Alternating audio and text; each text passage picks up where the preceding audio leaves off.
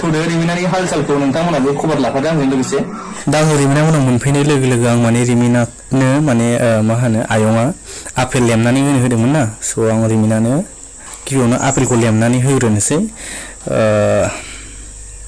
नोंथांमोना नायलांबाय थादो जोबोद दुखुबो मोनदों ओमफ्राय जोबोद गोसोखौ गोग्गानायबो मोनबाय आं माने एसेबाबो मोजाङाव फैबाय आरो इसोरा थाबनो जाहाथे मोजाङाव लाबोथारो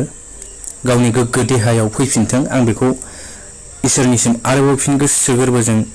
आरज बा मिजिं खालामबावबाय स' आं दा आपेलखौ लेमखांनानै रिमिनानै होनोसै आरोना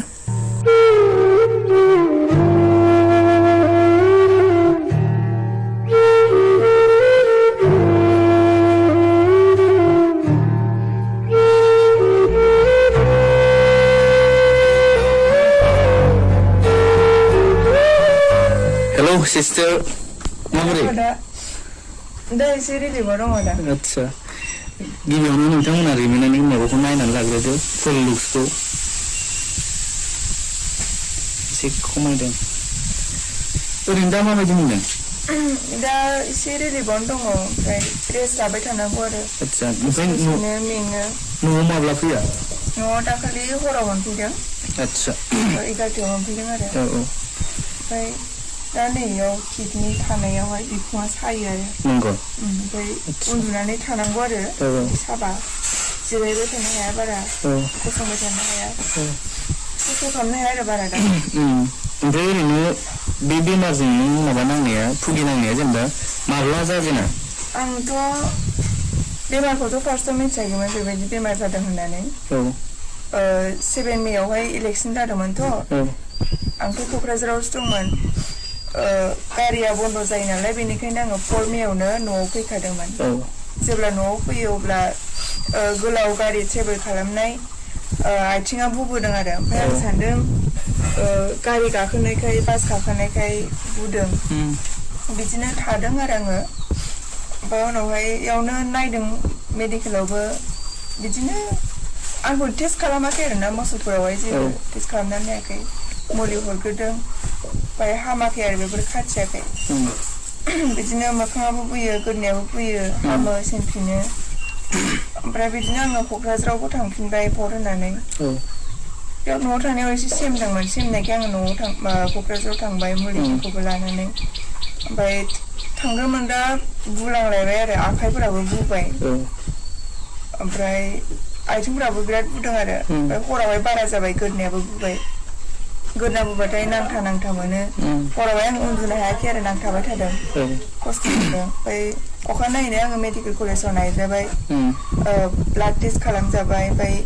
बे इउरिनखौबो टेस्ट खालामनो होदोंमोन अब्ला आङो इउरिनखौ कालेक्ट खालामस्लाबनो हायियाव आङो क'क्राझाराव इउरिनखौ टेस्ट खालामनाय जायासै ब्लाड टेस्ट खालामनायफोरावनो एसे मिथिखाबाय आरो किडनियावहाय सासपेक्ट खालामदों किडनिनि प्रब्लेम होननानै ओमफ्राय होजोंनो एडमिटबो खालामनो नागिरबायमोन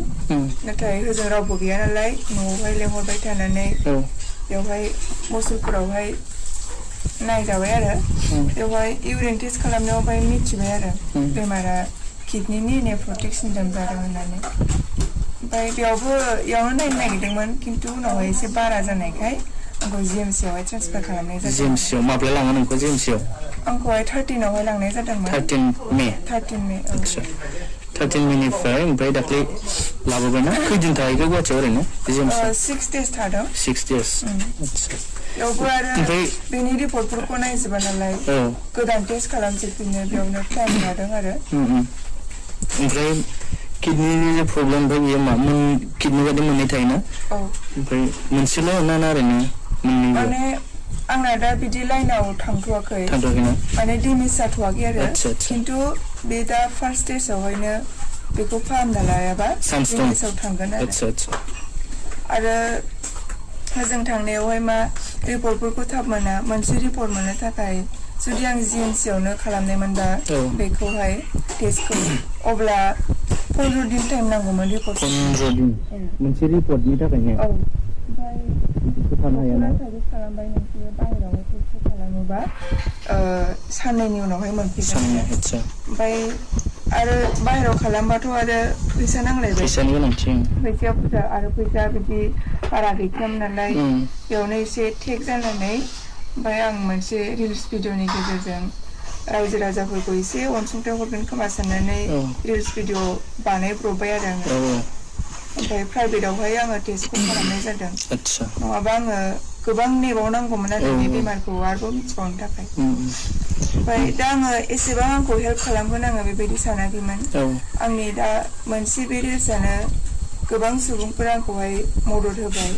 बेनि थाखाय आङो जोबोद जोबोद साबायखर बावहरो आरो रायजो राजा नोंथांमोनखौहाय आरो गासिबो इउनिट गासिबो एबसुखौनो आङो साबायखर बावहरो आरो गासिबो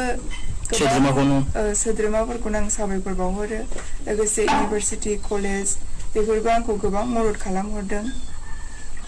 आरो दा बिटिआर सरकाराबो आंखौ मदद खालामदों आंखौ खबरबो लाबाय थादों बे आरो दा आंखौहाय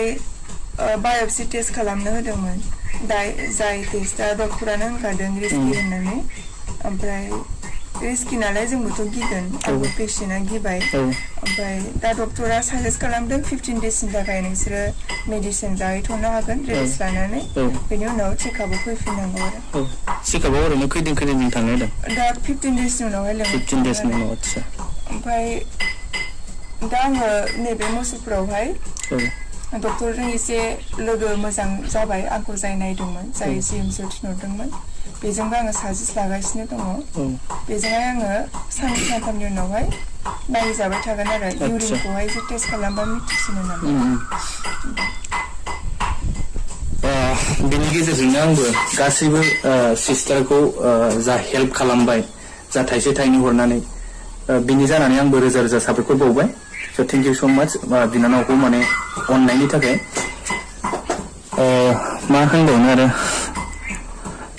माबाफोर होनबावनो रायजो राजानिसिम दा गोदना बुंनायफ्रालाय गैला मोखां बुंनायाबो गैला ओमफ्राय सिथर माननाय जादोंमोन ना मानदों बेनि गेजेरजों माननायबो जादों ओमफ्राय दा दाख्लै बावैनिफ्राय बे किडनिनि बेमार जानायनिफ्रायनो बोरैबा सालनाय बायदि सिथर जाजोबदों आरो मोखाङावबो बेफोरावबो ओमफ्रायथ' बुनाया एसे खमायबायना बुनाया खमायबाय आथिङाव एसे दंबावो फारसेयाथ' अलरेडि खमायहांबाय ओमफ्राय दा फारसे एसे दंबावो ना लोगोफोर स' आइ हप मोजां जागोन थाबैनो बयबोथ' उइस खालामखादों थाबैनो मोजां जाथों होननानै गासिबो आर'ज खालामदों बिनि थाखाय आङो जोबोद जोबोद साबायखर बावहरो दा बेफोरखौ जागासिनो दं बे माबा आदसा बादाम